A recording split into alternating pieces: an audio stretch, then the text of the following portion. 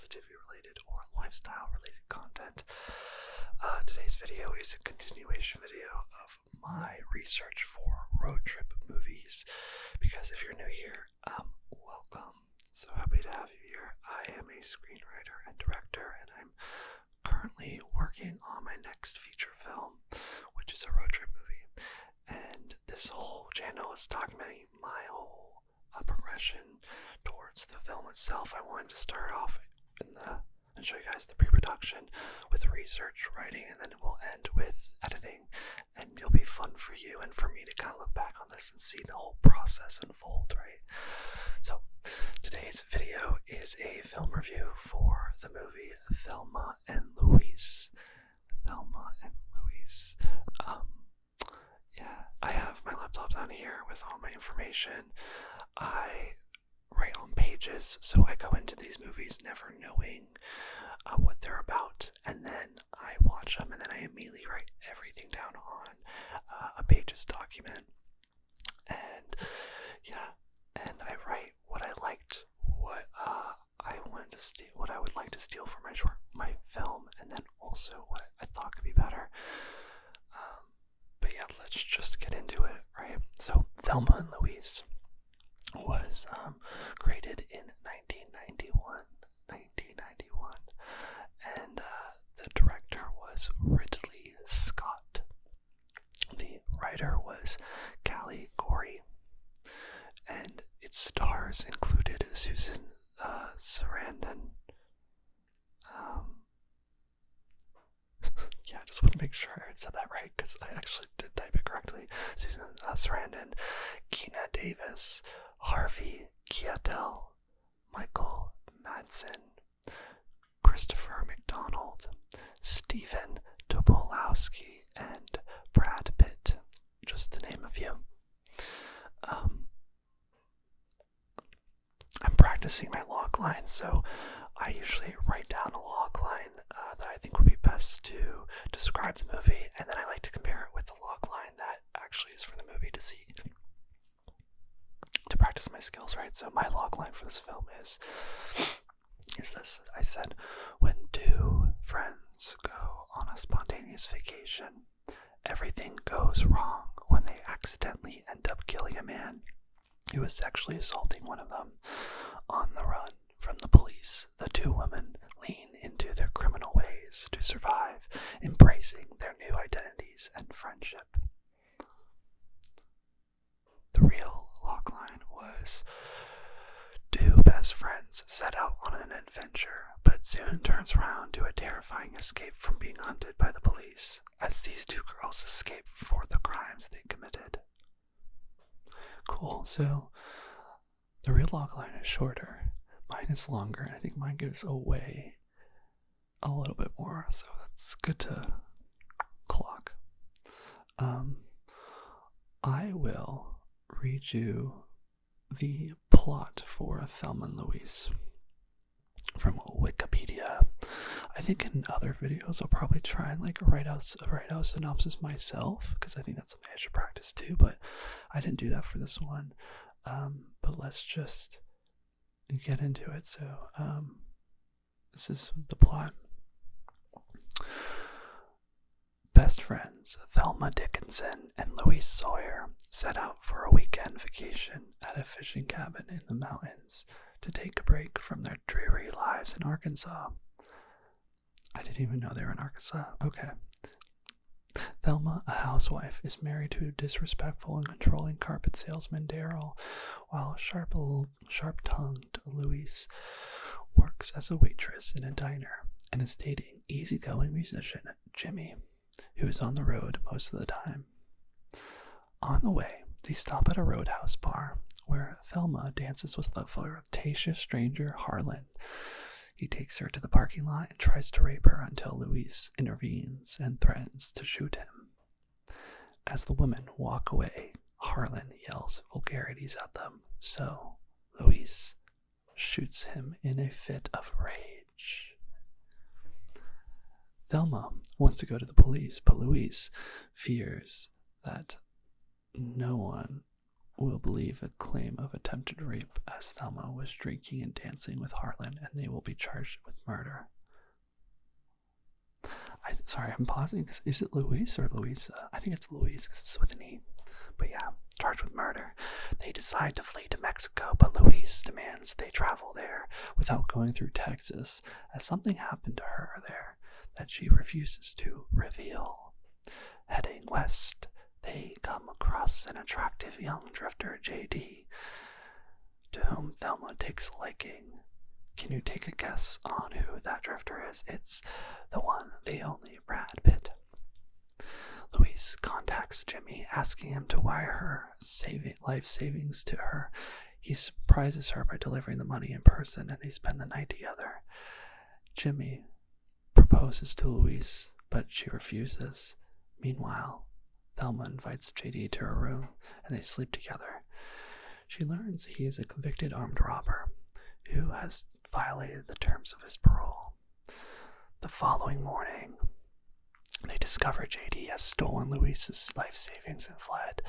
Louise is distraught, so a guilty Thelma takes charge and later robs a nearby convenience store using tactics she learned from JD. Meanwhile, the FBI closes in on them after witnesses at the bar identify Louise's 1966 Ford Thunderbird convertible. Their whereabouts are also questioned by the owner of the fishing cabin after they failed to arrive. Arkansas State Police investigator Hal Slocum, leading the investigation, questions both the JD, who was caught, and Jimmy, and taps into the phone line at Daryl's house. He sympathizes with the pair's situation and understands why they did not report Harlan's killing, partly due to Louisa's own experience in Texas. Which is interesting because they never reveal that. During a few brief phone conversation with Louise, Hal expresses his sympathy, but is unsuccessful in persuading her to surrender. Thelma tells Louise that she understands if she wants to go back home, knowing she has Jimmy waiting for her, but explains she cannot go back to Daryl. Louise promises they will keep going together. While back on the road, Thelma recalls the incident with Harlan and tries to ask Louise if what happened with Harlan was what happened to Louise in Texas. Louise responds angrily and tells Thelma to never bring it up again. Later, they are pulled over by a New Mexico state trooper for speeding, knowing he will soon discover their identity. Thelma holds him up at gunpoint and locks him in the trunk of his police car. Driving further west, they encounter a foul-mouthed truck driver who repeatedly makes obscene gestures at them. They pull over and demand an apology from him. When he refuses, they fire at his fuel tanker, causing it to explode. The women leave him stranded in the desert with the tanker's wreckage. Thelma and Louise are finally cornered by the authorities only 100 yards from the edge of the Grand Canyon. Hal arrives on the scene, but he is refused the last chance to talk the woman into surrendering. Rather than being captured, Thelma proposes they keep going. Louise asks Thelma if she is certain, and Thelma says yes. They kiss and then hold hands. Louise steps on the gas, and as Hal desperately pursues them on foot, they accelerate over the cliff to their presumed deaths. So that's the whole synopsis of the film. Let me know if you like me reading that. I am debating about whether I think I'll write it myself, or I'm also trying to figure out if you guys are okay with me spoiling these films, but I feel like it's important to talk about them. This film, for awards, it did win, it won an Oscar, which was awesome, for Best Writing and Screenplay by Callie Corey. It also won, it was also nominated for Best Actress for Susan and Gina, and for Best Director, Best Cinematography, and Best Film Editing, like everything. Yeah, so that's that. Let's get into what I wrote, shall we? So, I'll take a drink.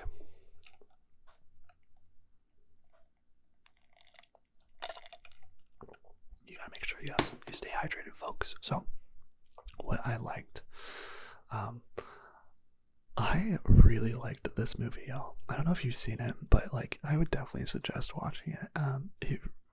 It was kind of like a slow start, but then it ended up me really enjoying it. But this is what I wrote. I said what I liked. I loved the character arcs and how vastly different they were from the beginning versus the end.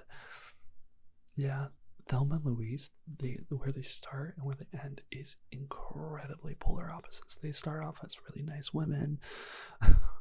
In the end, they're kind of nice still too, but nice women, very very submissive to societal pressures. They're housewives. They're working. They are even dressed up very like housewife-esque, and they end dirt all over them.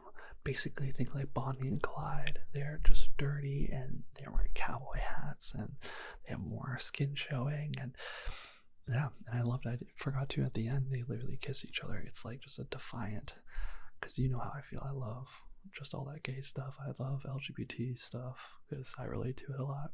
But it's nice for the movie because it also shows, you know, a pull away from societal pressures, right? Of like straight relations. I'm really overreading that. In the movie, it's not like that at all. It's just that looking back, I'm like, oh, that's a cool choice. It's like a fuck it kind of choice, right? I also said that this film really leaned into the fun part of this film, which was / is what would it be like to fully embrace being a criminal, not being suppressed by society and living free. They did this well without hurting anyone, and we were rooting for them. I said they did this by, and then I wanted to figure out like how did they make this possible, right? Because I thought that was really cool. They really lent into, because the way stories are sometimes like broken up is, if you read Saving the Cat by Blake Snyder, I think that's how you say his last name. He breaks up the acts, and there's one act one, it's like the character's going to a new world, and then act one, two, it's basically like called the Fun and Games, where you're basically leading into the premise of the film, why people wanted to come watch it, right? You're letting them experience the fun part of your film, like what makes your film cool. In this film, what makes it cool is that it's these normal women that are on the run from police, and they're, you know, getting empowered, and they're finding who they are and just embracing standing up for themselves, right? And it's really fun. This film, I feel like, does a really good job of like having that really fun part of it element throughout the entire film towards the end. And I asked, how did they do this? And I said, they did this by making the stakes high. We saw the rape happen, and every bad thing they did was because they needed money, or someone was misogynistic, or it was a way for Thelma and Louise to show their character arcs and to show that they no longer accept douchebags in their life. And it's a parentheses with the truck driver. So, truck driver, near the end of the film, there's this like truck driver who's there. They pass him like 3 times, and the first time they pass him, he's like, he has his tongue out, he's being very vulgar, he's saying like how he really wants to F them, like it's a lot. And the first time you go past, they're like, Louise to Thelma's like, we should just ignore him, like let it go. And then the 3rd time, they're like, screw this, and they pull him along. Y'all, this film is just like, so it's just, oh, what's the word? It's so special. It's so sweet. It's so delicious because they just do so many absurd things. They literally bring this trucker and they bring him to the side of the road, and then they make him come out, and they like literally just ask him to apologize, and then he's like, no, and then they point a gun. They're like, please apologize, and he was like, no. Which I'm like, at that point, dude, like, do you want to die? Whatever. I guess he doesn't know. So when the rape happened, Thelma, Louise shoots him because he doesn't apologize, basically, and he's just being an asshole. So this truck guy doesn't know any of that, but he doesn't apologize either. And then what they do is they shoot up his truck, and it blows up. Like, it's oil rig, and it blows up. That's insane. So it's like, how it's just fun being like, wow, they are just destroying things. They rob like a store. They're doing all these things, and we're rooting for them. And it's because, you know, the people that they're doing it to are misogynistic, or if it's strangers, they're really nice about it. Like, there's these fun parts where they're like, they put the police guy, like in the trunk, and while they're doing it, they're like, "Oh, can I please have your glasses, by the way?" Or like, "Oh, can I please have your belt? Let's switch." Like, it's making these really serious moments, and then they're interlacing it with like novice moments of like being like, "Oh, like it's just funny." Novice moments of them not knowing what they're doing, being really innocent and sweet. So I said they did that.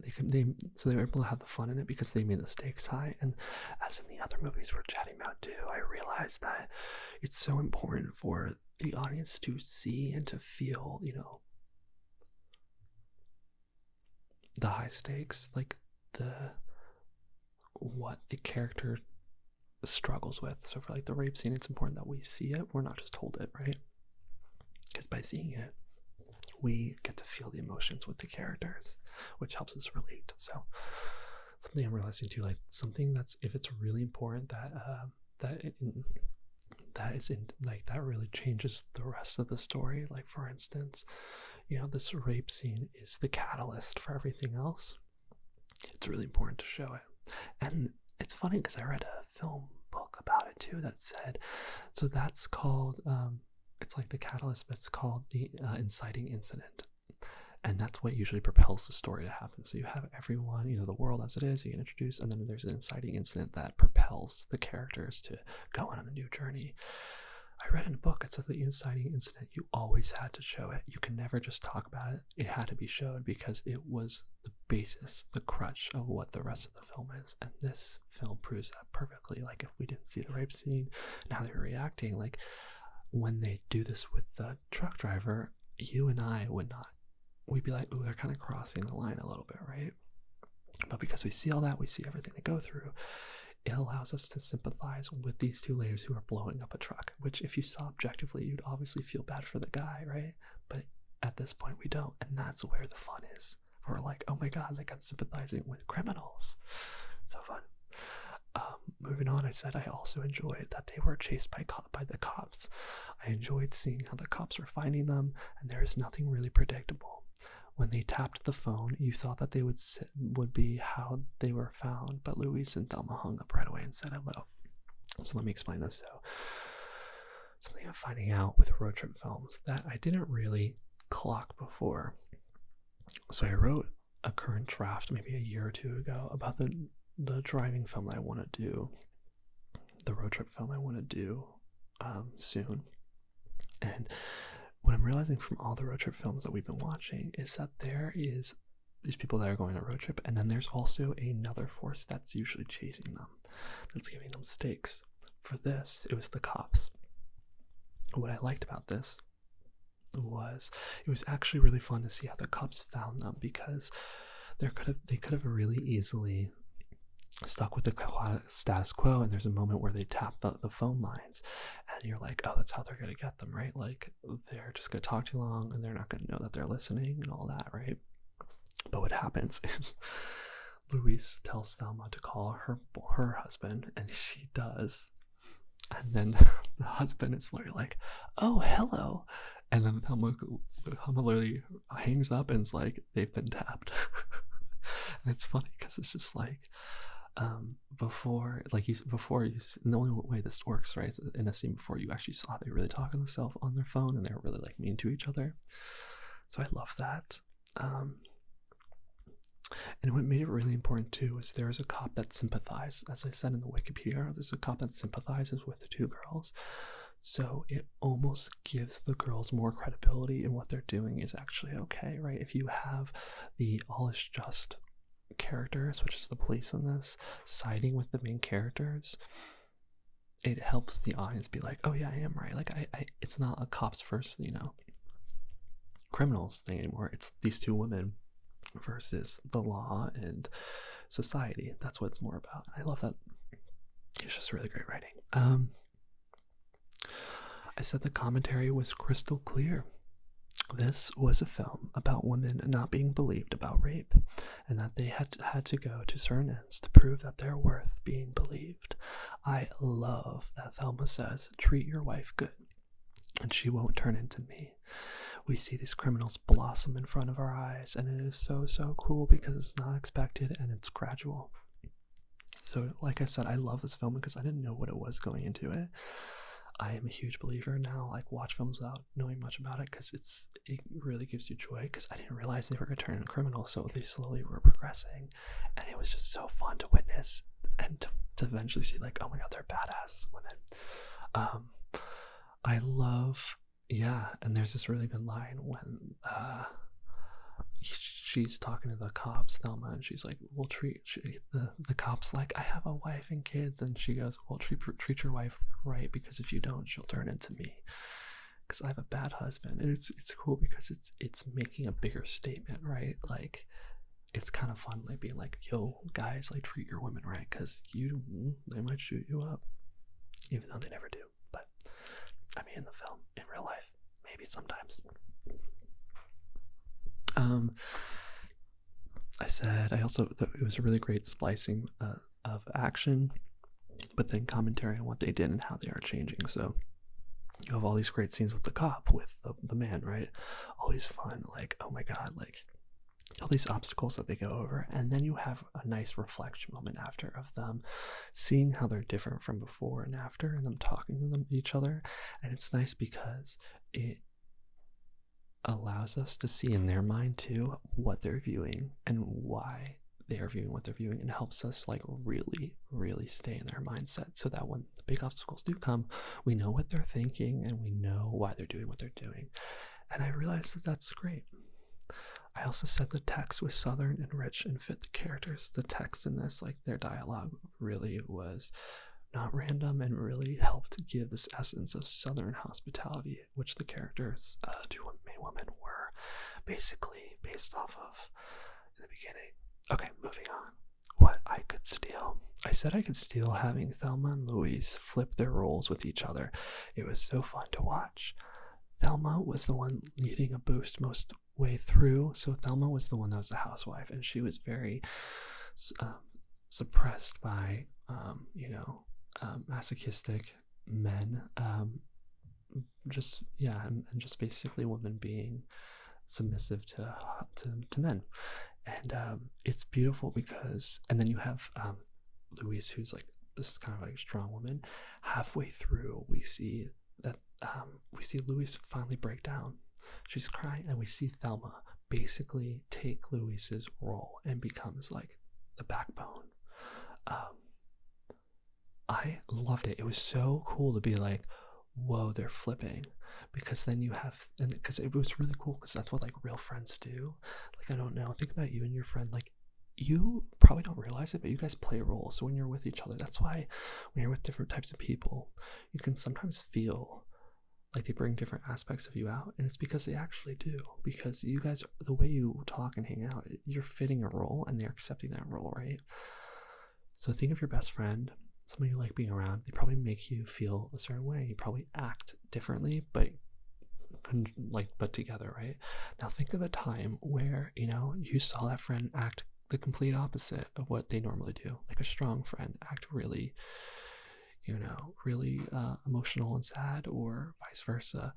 But if that strong person comes down, you naturally, to make them feel better, you will flip and you will be the opposite of that. You'll take on what their normal role is, because that's just what friends do. We help each other out, and we try and create a balance, right? And I love that you could see that in here, and it was a huge flip. And it was cool because Thelma realized it too. She's like, no, we'll be fine, like I got this, Louise, like you've been comforting me, I'm gonna comfort you, I'll comfort you. And that's when she like decides to rob a store, and then she's, it's so funny, y'all, then she's like, oh, I think this is my new passion, I'm really good at this. It was just like, what the hell. Yeah, I also said I would steal seeing how characters lose trust, and how people that come into those positions later in the film can make us feel different towards them. The man raping Thelma, and then Brad Pitt's character. It's interesting seeing Thelma was really loose and goosey and very warm towards men until that man tried to rape her. And then right after that, we see Brad Pitt character comes in, who's another male figure, and we see how now we have a mistrust in men, right? We have a mistrust in men hitting on Thelma, and it makes it harder for them to connect. but I like how it makes it harder for Brad's Pitt character to connect with Thelma, but then it also illuminates, you know, this idea of like, when can you trust people, and like, not all men are the same. And it was just a really good commentary of being like, because that's what's in real life too. Like, something will happen to us, and then we'll think that that's how everything is, whether we like to admit it or not. And this film really shows you that that's not the case. That some things just happen once.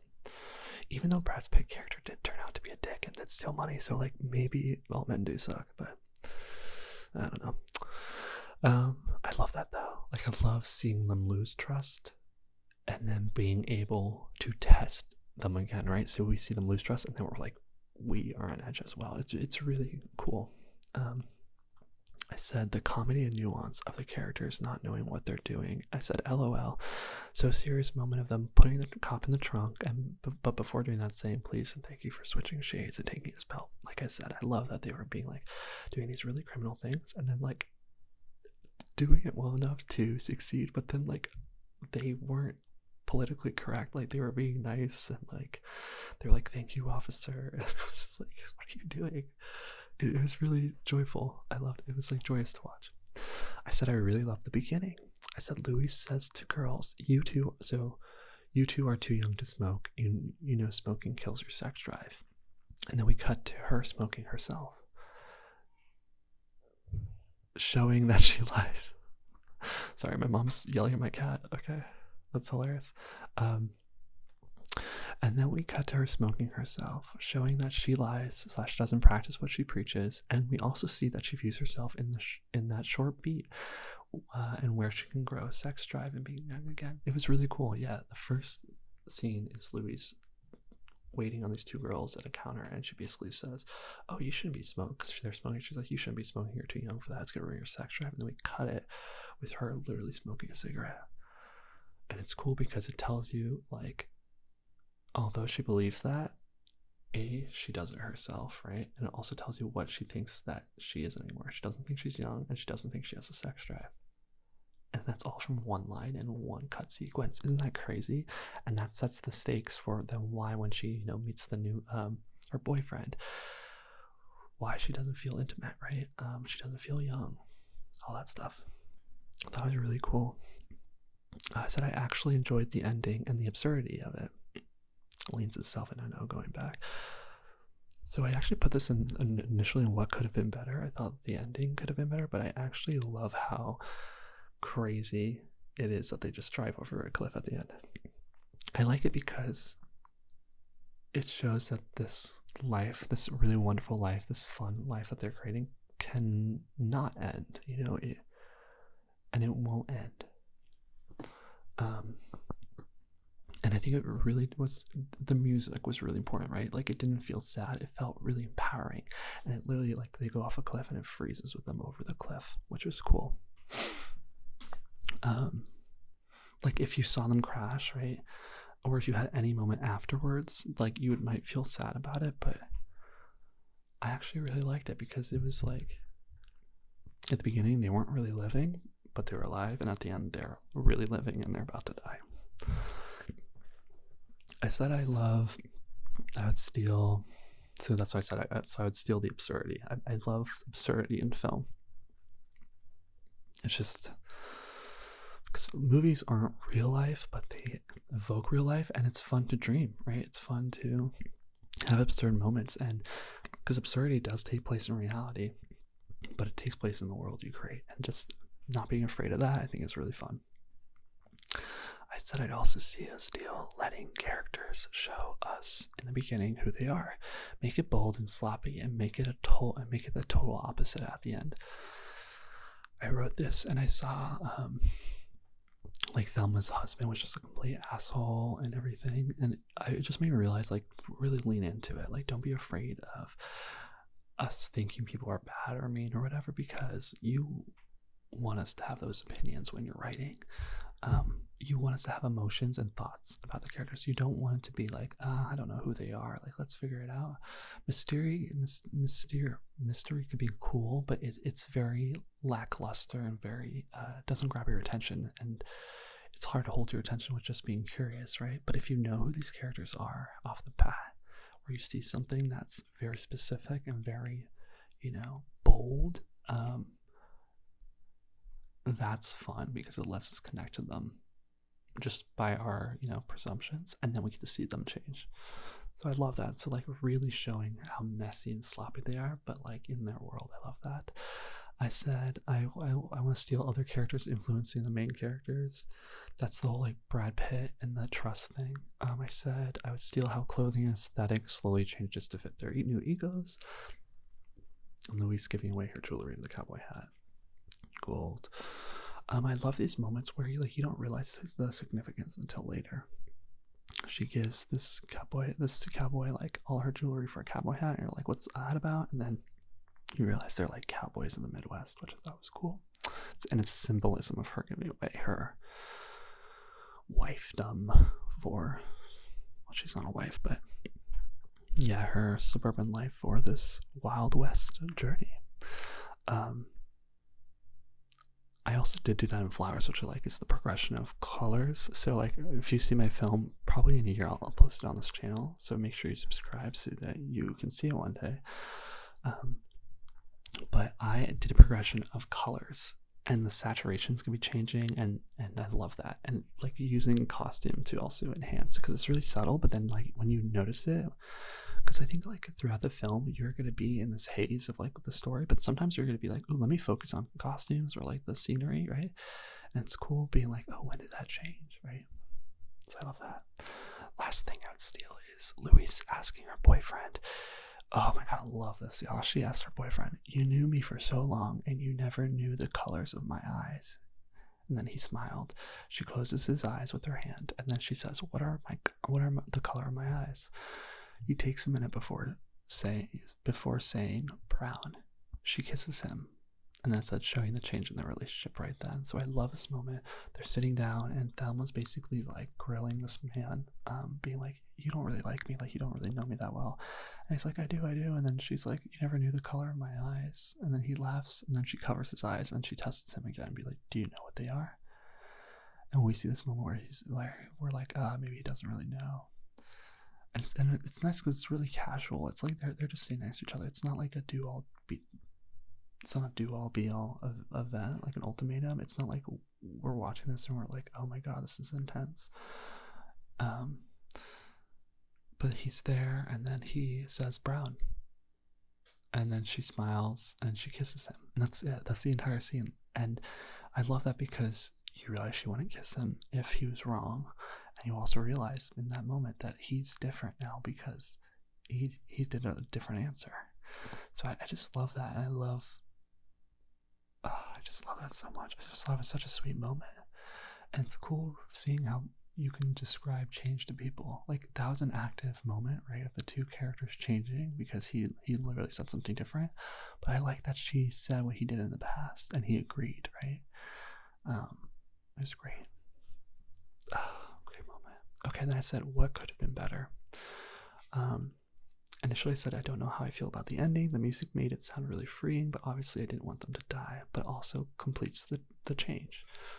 Exactly. It completes the arc really well, but I didn't want them to die. But in a weird world way, we didn't see them die, so I'm cool with that. I said what could have been better is, and this is the last thing, I really don't have a lot that I think could have been better. I said the rape scene felt a little overdone / not realistic. The men in these in this film felt like caricatures. They felt like very anti-feminine, very rude, very douchebaggy. Like think of an archetype of just a dick. Like all men were like that. At least the ones that Thelma and Louise encountered with, the police weren't like that, so I guess that's true. And I said, but also maybe that's the time of this movie. This movie was in 1991, and that's holy schmoly, that's literally, wow, my brother's 31. He was born in that year. It's over 30 years, so culture has changed. So I don't know if that's a cultural thing, or I don't know if it's just a choice, but I said it does lend itself well, especially since the ending is absurd. So because the ending, they commit suicide, it's absurd, not because they jump off the cliff, but the way that it's captured, they literally fly in the air and then it freezes and then it fades away. It's just like, what are y'all doing? Because that's absurd. And they have like helicopters, all these police cars chasing them. It's like just really absurd. Because of that, it almost lends itself to the characters. Because the characters are so absurd, it makes sense that they're really absurd at the end, right? And I think that's what justifies it. So something to take note is that if you want something absurd at the end, it's cool to have things be absurd in the beginning. And that makes me think of Flowers, because my short film, because the ending is absurd. But do I have moments of absurdity early on? I think I do. But when I'm editing, this will make me realize when I edit, I think I will lean into the absurdity of the moments before, like wanting to get your first kiss and pressure and like how just crazy that is. We'll see. But yeah, that's everything for Thelma and Louise. Now it's time, my favorite part. It's time to do the scoreboard and the scoring for this. So for Thelma and Louise 1991, I give it a rating of 4 stars. I love this film. I thought it was really great. I didn't give it 5 because I felt like it was long. I don't know why I didn't give it 5 stars. I just gave it, that's a really great question, right? Like, it's not the best film I saw, but it is really up there. Like, I love it a lot. I just think,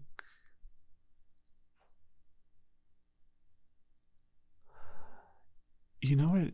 I don't know. I was gonna say I felt like there wasn't like an overarching, really important message. There kind of is about like women, and I think that's what it is, about women not being believed. I would like to think now they are, so maybe that's why it hits different. Like, it's not as relatable as I think it could have been. I know women are still dealing with this issue, so it's a cool insight. But yeah, I guess for me personally, it didn't really hit home on something that I'm really passionate about. Maybe that's why. But overall, I thought it was a really good film. And yeah, thanks for being here. If you literally are still watching this film after 37 minutes, props to you. I love you. I know people's attention spans are really short, so the fact that you're still here is like pretty effing cool. Leave me a car emoji, just to know that I know that you got here, just so I can give you some extra love. And yeah, thanks for being on this journey with me. If no one's told you already, one, I'd say go watch this film. I found it really delicious and enjoyable, and I think it's just a pretty cool concept. I did. Oh yeah, well, if no one's told you to, let me think. Also, I created a new Instagram page. It's nicksrambleasmr on Instagram if you want to hit that up.